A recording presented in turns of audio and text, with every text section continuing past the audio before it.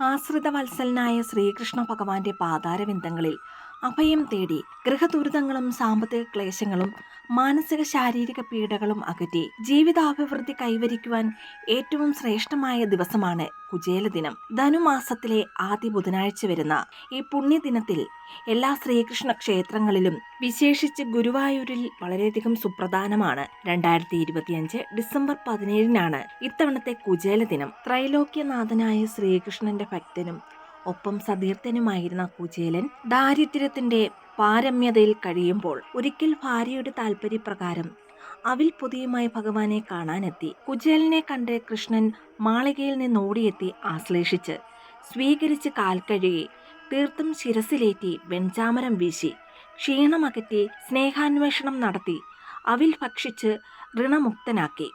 കുചേലൻ ഒന്നും ആവശ്യപ്പെടാതെ തന്നെ ഭഗവാൻ അറിഞ്ഞ് അനുഗ്രഹിച്ച് ദുഃഖനിവൃത്തി വരുത്തിയ ആ അത്യപൂർവ സ്നേഹത്തിന്റെ അഥവാ ഭഗവത് ലീലാവിലാസത്തിന്റെ ഓർമ്മ പുതുക്കലാണ് കുചേല ദിനമായി ആചരിക്കുന്നത്. ഈ ദിവസം ശ്രീകൃഷ്ണ ക്ഷേത്ര ദർശനം നടത്തി അവിൽ നേദിച്ചു പ്രാർത്ഥിക്കുന്നതും കുചേല കൃഷ്ണാശ്ലേഷ ദൃശ്യം കഥകളി കാണുന്നതിലൂടെയും സുഖവും ധനാഭിവൃദ്ധിയും മറ്റു ഭാഗ്യാനുഭവങ്ങളും വന്നുചേരുന്നതാണ്. മാത്രമല്ല ഈ പുണ്യ ദിവസം ആശ്രിത വത്സലനായ ശ്രീകൃഷ്ണനെ അഭയം പ്രാപിച്ചാൽ യഥാർത്ഥ ഭക്തരുടെ ജീവിത ദുരിതങ്ങൾ മാറിക്കിട്ടുന്നതാണ്. ശ്രീകൃഷ്ണ വിഷ്ണു ക്ഷേത്രങ്ങളിലെല്ലാം കുചേലന് സദ്ഗതി കിട്ടിയ ഈ ദിവസത്തെ പ്രധാന ചടങ്ങാണ് ഈ ദിവസത്തെ അവിൽ സമർപ്പണം. നാളെ സാധിക്കുന്നവരെല്ലാവരും ക്ഷേത്ര ദർശനം നടത്തി ഭഗവാന് അവൽ കിഴി സമർപ്പിക്കുക. ക്ഷേത്രത്തിൽ പോകുവാൻ സാധിക്കാത്തവർ നിങ്ങളുടെ വീട്ടിൽ ശ്രീകൃഷ്ണ ഭഗവാന്റെയോ അല്ലെങ്കിൽ വിഷ്ണു ഭഗവാന്റെയോ ഫോട്ടോയ്ക്ക് മുൻപാകെ അവൽ കിഴി നിങ്ങൾക്ക് സമർപ്പിച്ച് പ്രാർത്ഥിക്കാവുന്നതാണ്.